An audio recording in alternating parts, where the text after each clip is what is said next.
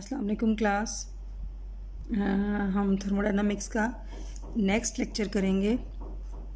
इससे जो previous lecture था उसमें हमने कैलकुलेट किया था काइनेटिक जो कैलकुलेशन थी वो प्रेशर की हमने की थी। ठीक है, आइडियल गैस मॉडल हमने किया और उसके बाद हमने काइनेटिक कैलकुलेशन ऑफ प्रेशर किया था। हमने ये सारी इसकी कैलकुलेशन की थी और लास्ट पे हमने ये ड्राइव किया था कि जो रूट मीन स्क्वायर वेलोसिटी है V average square under root is equal to वो 3p over density under root के इक्वल होता है। ठीक है, अच्छा क्लासेस में एक मिस्टेक थी छोटी सी जो मैं आपको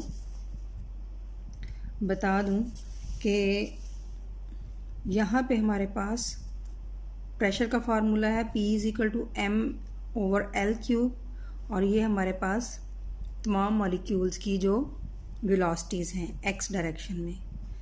अच्छा जी, अगर हम इसको n से मल्टीप्लाई करें और n से डिवाइड करें तो एक nm हो जाएगा यहाँ पे और यहाँ पे डिवाइड हमारा कैपिटल N हो जाएगा। तो ये जो टर्म है हमारी वो बन जाएगी डेंसिटी और ये बन जाएगी हमारी एवरेज। अब इसका जो m है वो इधर ही आ रहा है और ये m nm के साथ मिलके डेंसिटी बन जाएगा। अंदर यहाँ पे वेलोसिटीज़ के साथ कोई m मौजूद नहीं है। जब आप बुक में कैलकुलेशन देखेंगे तो ये देखिए हमने इसको n से मल्टीप्लाई किया और n से डिवाइड किया है इसी इक्वेशन को 2.12 को। तो यही आपका जो n है वो m के साथ मिल जाएगा और nm over L cube will be the density. यहाँ पे ये जो m नज़र आ रहा है आपको वेलोसिटी के साथ ये बाय मिस्टेक हुआ है या जिस तरह से भी, तो ये यहाँ पे m जो है वो नहीं आएगा क्योंकि ये डेफिनेशन ही नहीं बनती। अगर आप वी एवरेज स्क्वायर की भी डेफिनेशन देखें तो यहाँ पे v1 square plus v2 square and so on over n, तो ये डेफिनेशन बनेगी। ठीक है, तो इसी इक्वेशन को इसमें यूज़ किया है। n से मल्टीप्लाई करें, n से डिवाइड करें तो ये आपका डेंसिटी हो जाएगी और ये आपका वी एवरेज स्क्वायर बन जाएगा। ठीक है, अच्छा जी, अब हम इससे आगे कैलकुलेट करते हैं। ये हमने किया था kinetic calculation for the pressure और अब हम काइनेटिक इंटरेक्शन ऑफ टेम्परेचर जो है वो अगला टॉपिक है हमारा।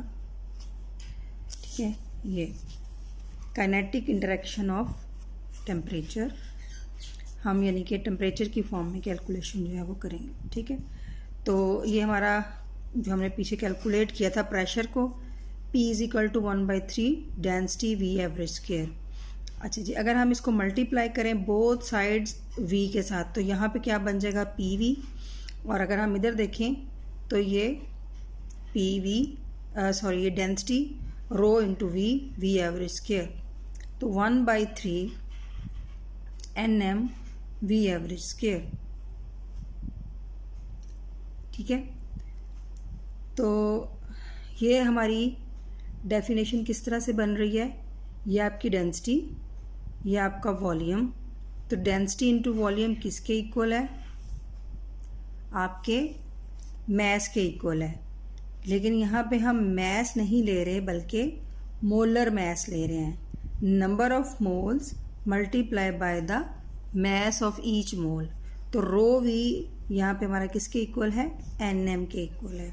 ठीक है, आगे देख लेते हैं इसकी डेफिनेशन। ये देखें रो भी आपका क्या है, total mass of the gas जिसको हम nm बोलते हैं, n इंटू मोलर मैस। ठीक है, रो आपकी क्या है, density of the gas, v क्या है, volume occupied by n moles of the gas और हर एक का वॉल्यूम जो है वो v है। कैपिटल V क्या है, जितने भी मोल्स हैं या जितने भी मॉलिक्यूल्स हैं गैस के उन सब का कंप्लीट या टोटल वॉल्यूम है, जबकि हर मोल का अपना जो वॉल्यूम है वो V है। तो इसलिए हम V को बोल सकते हैं कि ये NVB है। तो M क्या है, मोलर मैस और मॉलिक्यूलर वेट। ठीक है, अच्छा जी, अब हमारे पास total translational kinetic energy, total translational kinetic energy of the gas is translational यानी कि एक ही डायरेक्शन में, वन डायमेंशनल। ठीक है, हम लॉन्ग एक्स एक्सिस ले रहे हैं तो हाफ m V स्क्वायर होता है। तो हम अगर तमाम मॉलिक्यूल्स n मॉलिक्यूल्स हैं या n मोल्स हैं गैस के लिए तो half m V1² plus V2², यानी कि हाफ m को हमने इसमें से कॉमन ले लिया, इज इक्वल टू 1/। अच्छा जी, अब m की बजाय हम nm लिख रहे हैं, total mass of the n moles और n मॉलिक्यूल्स। फिर से हम वही वाला जो हमने पहले किया था कि हम n से ही इसको मल्टीप्लाई कर रहे हैं और n से ही इसको डिवाइड कर रहे हैं। ठीक है, तो n से क्यों डिवाइड करें, क्यों मल्टीप्लाई करें, ताकि ये हमारे पास average sum of sum of all the velocities आ जाए। ठीक है, तो half nm v average square, और ये nm आपके पास क्या है, नंबर ऑफ मॉलिक्यूल्स और मास ऑफ ईच मॉलिक्यूल, जो कि इक्वल होता है नंबर ऑफ मोल्स और मास ऑफ ईच मॉलिक्यूल या मॉलिक्यूलर मास। तो हम इसको half nm v average square की फॉर्म में भी लिख सकते हैं। ठीक है, तो ये यहाँ पे भी प्रूव किया हुआ है कि total mass of the gas कितना है, mass of one molecule into total number of molecules nm। तो इसी को हम लिख सकते हैं नंबर ऑफ मोल्स n और मास ऑफ वन मोल, तो इसको हम nm लिखते हैं। तो ये दोनों एक दूसरे के इक्वल होते हैं। ठीक है, तो हम इस इक्वेशन को कंटिन्यू कर रहे थे, इस इक्वेशन को PV is equal to 1/3 nm v average square, इसी इक्वेशन को हमने लेना है। इसको हम इस तरह से लिखेंगे, इक्वेशन है आपके पास PV is equal to 1/3 nm v average square. ठीक है, अच्छा, अगर इसको 2 से मल्टीप्लाई कर दूं और 2 से डिवाइड कर दूं इस तरह से, ठीक है, तो ये 2/3 इस तरह से आ गया, ये एवरेज है फिर स्क्वायर, तो ये आपकी क्या होगी, इसको हम लिखते हैं एवरेज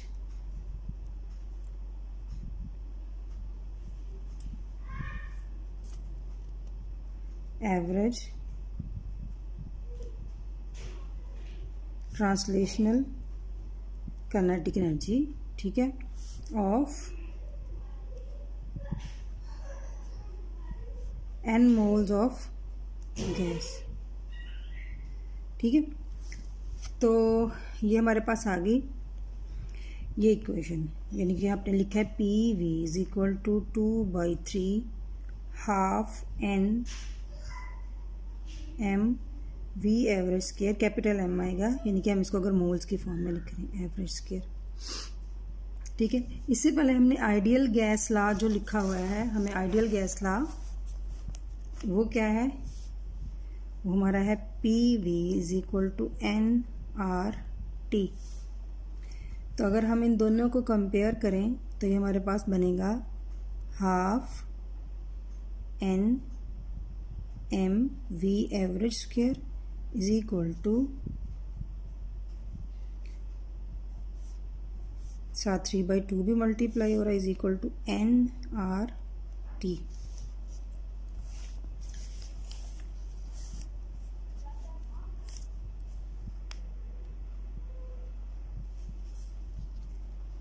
ठीक है जी। अच्छा जी, अब अगर हम ये half nm v average square, ये 3/2 दूसरी साइड पे जाकर 2/3 हो गया, nRT, n जो है बोथ साइड पे वो कैंसिल आउट हो जाएगा, यहाँ पे half m v average square is equal to 2/3 RT। ठीक है, तो अब ये किस चीज़ का फॉर्मूला है, ये हमारे पास है एवरेज काइनेटिक एनर्जी ऑफ, ये जी, ये हमने ड्राइव कर ली है इक्वेशन, ये वाली इक्वेशन 2.21। ये क्या है, ये रिप्रेजेंट करती है हमें average kinetic energy of translation of 1 mole of an ideal gas. ठीक है, अब देखें यहाँ पे सिंपल एक m है, अगर ये n मोल्स के लिए होता तो यहाँ पे n आता, तो ये क्या है, average kinetic energy of translation या translation, average translational kinetic energy भी इसको बोल सकते हैं, average translational kinetic energy of 1 mole of an ideal gas. ठीक है, अब यहाँ पे देखें, अगेन हमारे पास ये टेम्परेचर जो है वो मैक्रोस्कोपिक प्रॉपर्टी है और ये हमारा यूनिवर्सल गैस कांस्टेंट है, जबकि दूसरी तरफ एवरेज ट्रांसलेशनल काइनेटिक एनर्जी जो है वो एक माइक्रोस्कोपिक प्रॉपर्टी है। तो यहाँ पे हमारे पास एक अगेन रिलेशनशिप आ गया बिटवीन मैक्रोस्कोपिक और माइक्रोस्कोपिक क्वांटिटी के दरमियान। तो मोर ओवर हम ये भी कह सकते हैं कि जो हम टेम्परेचर लेते हैं यहाँ पे वो केल्विन में लेते हैं। तो यहाँ पे हमारे पास एक डायरेक्ट रिलेशनशिप है एब्सोल्यूट केल्विन टेम्परेचर और average translational kinetic energy of 1 mole of the gas के इक्वल। ठीक है, आगे देखें, थोड़ा स्टेप इसको सिंप्लीफाई मजीद किया है। अच्छा जी, अगर हम इस इक्वेशन में इसको भी एवोगाड्रो नंबर से डिवाइड कर दें और इधर भी एवोगाड्रो नंबर से हम इसको डिवाइड कर दें, m को हमने एवोगाड्रो नंबर से डिवाइड किया और दूसरी साइड पे भी एवोगाड्रो नंबर से हमने डिवाइड किया।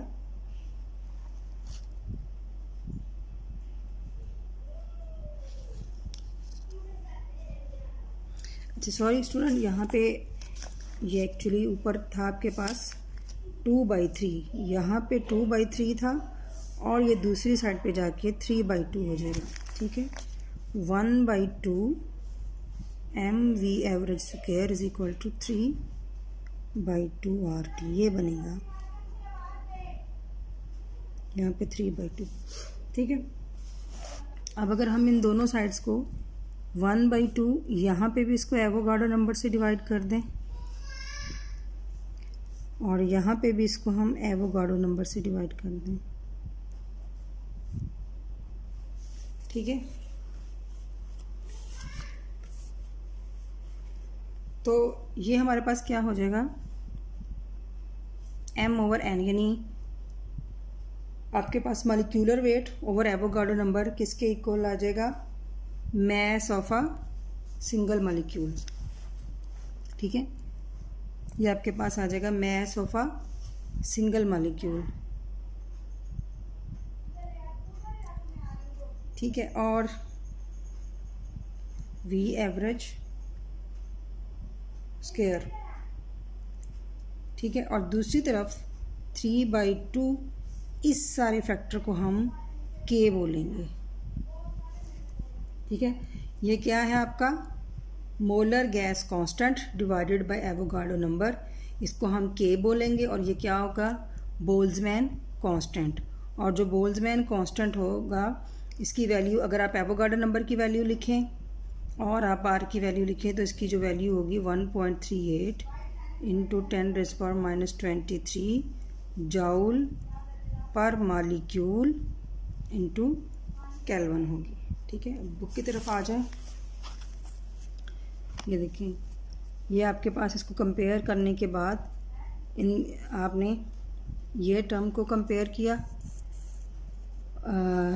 यहाँ पे इनको कंपेयर किया आइडियल गैस लॉ के साथ, आपके पास ये रिलेशन आया, इसको आपने एवोगाड्रो नंबर के साथ डिवाइड किया, ये आपके पास डेफिनेशन आ गई मैस की, और ये आपके पास बोल्ट्जमैन कांस्टेंट की डेफिनेशन आ गई जो नीचे डिफाइन किया हुआ है। और यहाँ से फिर हमारे पास जो इसकी वैल्यू आती है, ये देखें, जो यूनिवर्सल गैस कांस्टेंट है हमने उसकी वैल्यू लगाई, एवोगाड्रो नंबर की वैल्यू लगाई, तो ये हमारे पास k की वैल्यू जो है वो निकल आई। ठीक है, अच्छा जी, ये हमारे पास जो इक्वेशन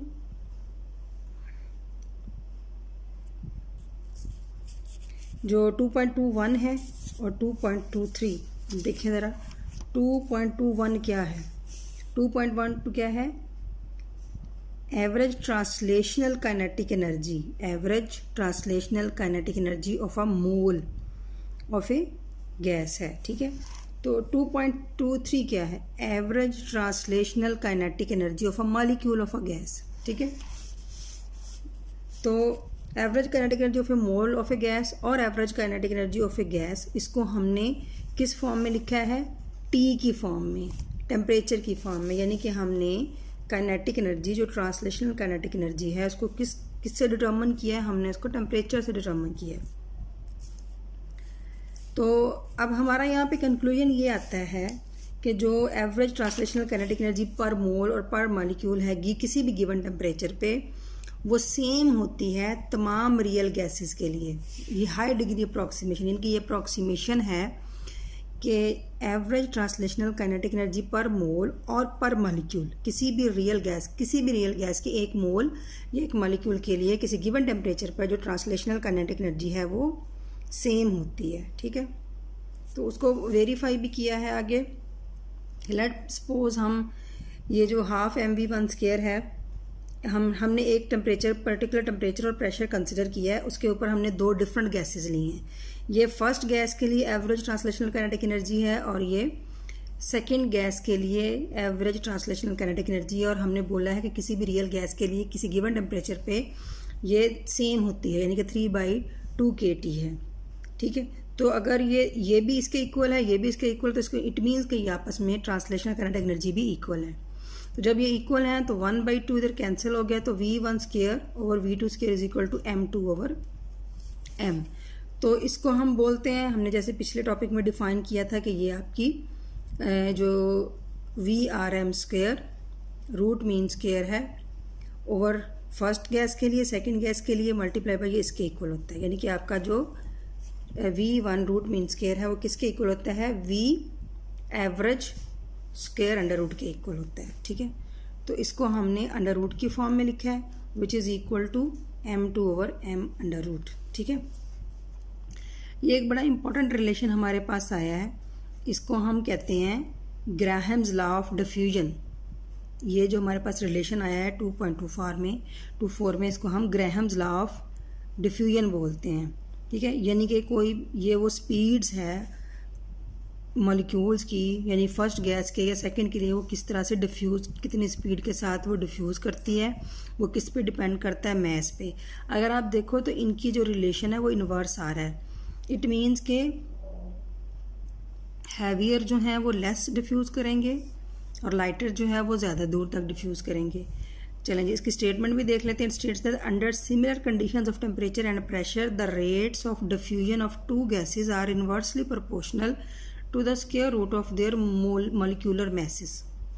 ठीक है, रेट इसको हम बोलेंगे रेट ऑफ डिफ्यूजन, और ये किसके inversely proportional to the square root of their molecular masses. यानी lighter gas whose molecules move faster on the average will escape faster. ठीक है, लाइटर गैस जिसके मॉलिक्यूल्स वो हैं वो फास्टर मूव करेंगे on the average will escape faster than the heavier one through the porous partition. यानी कि अगर दो गैसेस हम लें डिफरेंट सिलेंडर में, उनके दरमियान में एक पोरस जो है वो सेपरेशन लगा दें, सेपरेटर लगा दें, और वो मॉलिक्यूल्स ने एक दूसरी साइड पे जो है वो डिफ्यूज़ करना है, तो जो लाइटर गैस होगी उसके मॉलिक्यूल्स की स्पीड ज़्यादा होगी, क्योंकि m2 जो है वो उसकी जो स्पीड होगी, जो हैवियर होगा उसकी जो स्पीड होगी वो ज़्यादा कम होगी, और जो लाइटर होगा उसकी स्पीड जो है वो ज़्यादा होगी। तो लाइटर गैस जो है वो ज़्यादा फास्टली मूव करेगी। ठीक है, लाइटर का मतलब मैस कम है तो उसकी स्पीड जो वो ज़्यादा है, वो ज़्यादा फास्ट मूव करेगी और जल्दी स्केप कर जाएगी देन द हैवियर, जो कि उनके दरमियान पोरस पार्टीशन होगी। ठीक है, अच्छा जी, the ratio of the number of the molecules of the two gases that passes through the porous partition in a short time interval is called separation factor. ठीक है, ये जो रेशियो है, रेशियो नंबर ऑफ मॉलिक्यूल्स की, कौन से number of molecules, उन molecules की, गैस के उन मॉलिक्यूल्स की जो कि पास करते हैं, वो जो पार्टीशन है, जो पोरस पार्टीशन है, उसमें से जो नंबर ऑफ मॉलिक्यूल्स गैस के पास करते हैं उनकी जो रेशियो है उसको हम सेपरेशन फैक्टर बोलते हैं, और उसको हम अल्फा से रिप्रेजेंट करते हैं। और ये किसके इक्वल होता है, ये होता है ratio of their root mean square speeds के, यानी कि ये इसके इक्वल होता है, जिसको हम सेपरेशन फैक्टर बोलते हैं। और ये सेपरेशन फैक्टर को हम कैसे डिफाइन करते हैं, ratio of the molecules of the gases that passes through the porous partition. ठीक है, तो हम इसको लिख सकते हैं alpha is equal to number of molecules की रेशियो, जो कि रूट मीन स्क्वायर स्पीड्स के इक्वल है। ठीक है, तो इसका मतलब हम इसको इस फॉर्म में भी लिख सकते हैं, alpha is equal to n1 over n2 v1 RMS over v2 RMS is equal to, और हमें ये पता है कि ये किसके इक्वल है, m2 over m under root. हम इसको मॉलिक्यूलर मैस की फॉर्म में भी लिख सकते हैं और मोलर मैस की फॉर्म में भी लिख सकते हैं। ठीक है, तो that is the separation factor is equal to the square root of the inverse ratio of their molecular masses और इक्विवेलेंटली देयर मोलर मैसेज।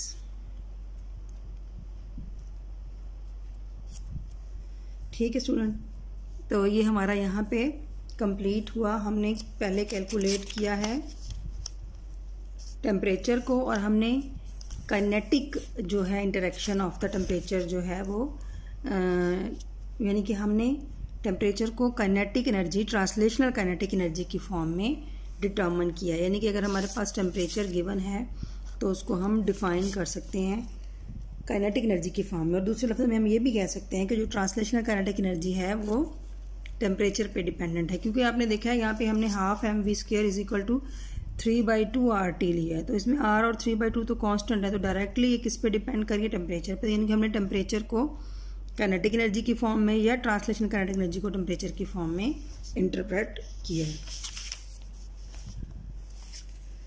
अच्छा जी, नेक्स्ट आ जाए work done on an ideal gas. ठीक है, अच्छा हमने पीछे भी जब ये टॉपिक स्टार्ट किया था तो हमने जो डायग्राम कंसिडर की थी, अगर मैं इसी डायग्राम को दोबारा आपके सामने रखूं तो अगर हम यहाँ पे हमने थर्मल रिजर्वायर लगाया है और ये हमारे पास सिलेंडर और ये पिस्टन जो है वो मूवेबल है।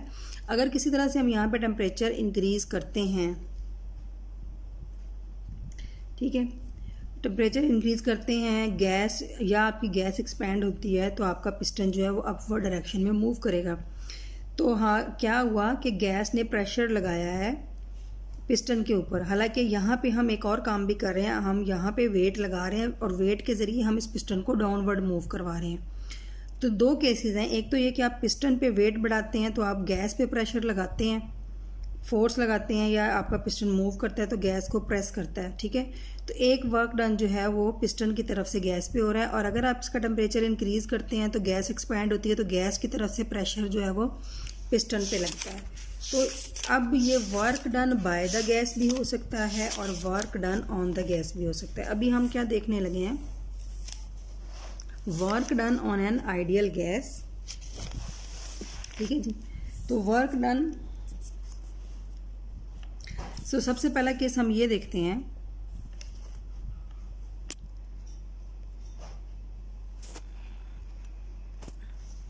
चलिए थोड़ा इन्हांस कर दूं आपके लिए। अच्छा जी, अगर हम टेम्परेचर इंक्रीज कर देते हैं गैस का किसी सिलेंडर में, वही सिलेंडर जो हम अभी मैंने आपको दिखाई है 2.1 डायग्राम, उसमें अगर हम टेम्परेचर इंक्रीज करते हैं गैस का जो कि सिलेंडर के अंदर मौजूद है, तो गैस क्या करेगी, एक्सपैंड करेगी। ठीक है, और जब एक्सपैंड करेगी तो जो इसके ऊपर पिस्टन है, जो लोड है, वो इसको ऊपर की तरफ रेज करेगी। ठीक है, तो इसका मतलब है अपवर्ड डायरेक्शन में फोर्स लगी है, और ये फोर्स किसने लगाई है, गैस ने लगाई है। और किस वजह से लगाई है, उसके प्रेशर की वजह से। ठीक है, अपवर्ड डायरेक्शन में पिस्टन मूव किया है तो गैस एक्सपैंड हुई है, उसका प्रेशर इंक्रीज हुआ, तो ये प्रेशर की वजह से ये फोर्स लगी है। ठीक है, तो इस फोर्स को हम क्या कहते हैं, PA, क्योंकि हमें पता है जो फोर्स, इसका प्रेशर का फार्मूला क्या होता है, P = F/A। तो फिर हमारे पास F किसके इक्वल होगा, P × A। A इसमें क्या है, where A is the area of the piston.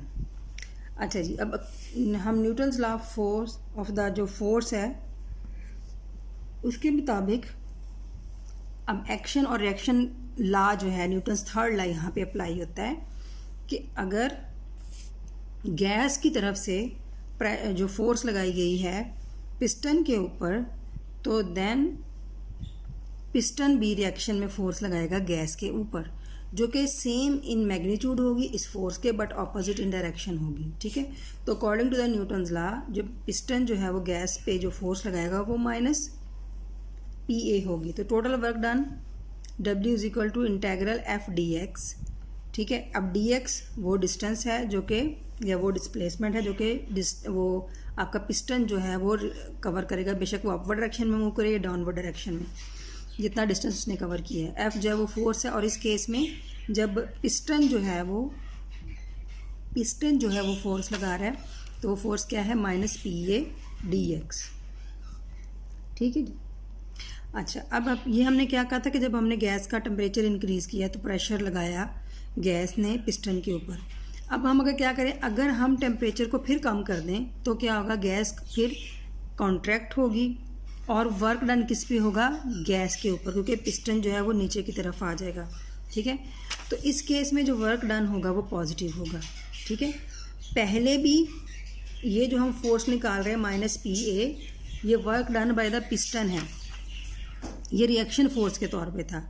लेकिन अब हम क्या कर रहे हैं, अब हम उसका टेम्परेचर डिक्रीज कर रहे हैं, तो गैस कंप्रेस होगी, कॉन्ट्रैक्ट होगी, तो पिस्टन डाउनवर्ड मूव करेगा। अब फोर्स पिस्टन से गैस पे लग रही है, बट इस केस में जो वर्क डन है वो पॉजिटिव है। ठीक है, क्योंकि आपका फोर्स भी डाउनवर्ड डायरेक्शन में है और आपका पिस्टन भी, दोनों एक ही डायरेक्शन में है। ठीक है, तो इसलिए हम इसको पॉजिटिव वर्क डन लेंगे। अच्छा जी, अगर पिस्टन मूव करता है, अभी हमने कहा कि पिस्टन जो डिस्टेंस मूव कर रहा है वो dx है। ठीक है, तो वॉल्यूम ऑफ द गैस जो चेंज हुआ है, एक हम पहले वॉल्यूम कंसिडर कर रहे हैं, उसका v है।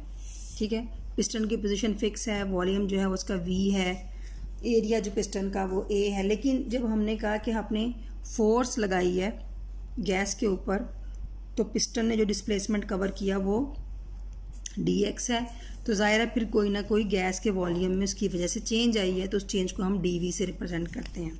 ठीक है, तो फिर हम वर्क डन की जो हमारी ये जो इक्वेशन है जो हमने वर्क डन की लिखी है वो इस फॉर्म में आ जाएगी, क्योंकि अब वॉल्यूम चेंज हो रहा है, तो इसको हम इस फॉर्म में लिखेंगे, W = -P dv। ठीक है, और इस इंटीग्रल को हम एवेल्युएट करेंगे। इनिशियली वॉल्यूम क्या था, V1, और फाइनल वॉल्यूम क्या है, V2, तो हम इसको इस तरह से लिखेंगे। ठीक है, तो अब ये क्योंकि वेरिएशन हम किसकी ले रहे हैं, वॉल्यूम की, तो प्रेशर इसमें क्या होगा, कांस्टेंट है। तो जब हम इसको इस तरह से कैलकुलेट करेंगे तो हमारा प्रेशर जो है वो इससे बाहर आ जाएगा। इसका इंटेग्रल क्या है, V आ जाएगा। तो जब आप लिमिट अप्लाई करेंगे -P इस पर, तो ये V2 - V1 है। तो अब देखें V2 - V1 है, तो आपका जो नेट वर्क डन आ रहा है, W आ रहा है, वो क्या आ रहा है, नेगेटिव आ रहा है।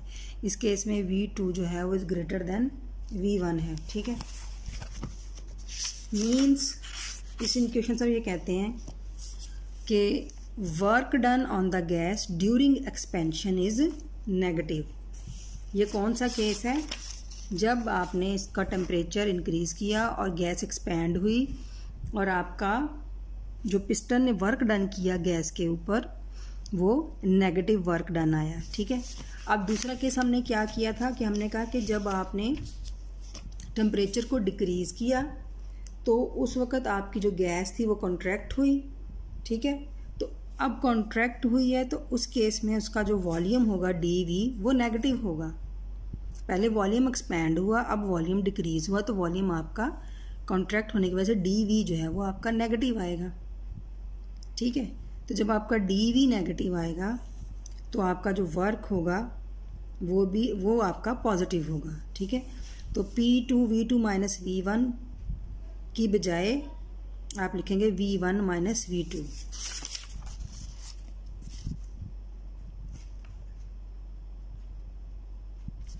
यहीं से आप इसी इक्वेशन से अंदाज़ा लगा लें, यहीं से अगर आपका ये नेगेटिव है तो ये नेगेटिव बाहर आके इसको क्या करेगा, पॉजिटिव कर देगा। ठीक है, या आप इस नेगेटिव को एज इट इज़ रखें तो आपका V2 नेगेटिव हो जाएगा, V1 पॉजिटिव हो जाएगा। ठीक है, तो फिर आपका जो इस तरह से वर्क डन होगा। ठीक है, आप सिंपली इस तरह से भी लिख सकते हैं,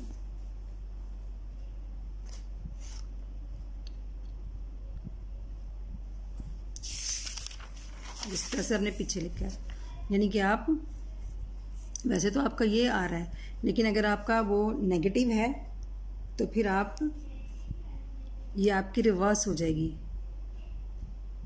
जो सिंबल है जो आपका वो रिवर्स हो जाएगा, तो ये आपका पॉजिटिव वर्क डन होगा। तो इस केस में आप कहेंगे कि V2 is less than V1 है। ठीक है, तो इसका मतलब ये है कि कंप्रेशन में आपका वर्क डन पॉजिटिव है। ठीक है, तो जनरली अगर आपकी गैस एक्सपैंड हो या आपकी गैस कंप्रेस हो, दोनों केसेस में पिस्टन जो है वो फोर्स लगाता है, या जब वो फोर्स लगाता है तो वर्क डन होता है।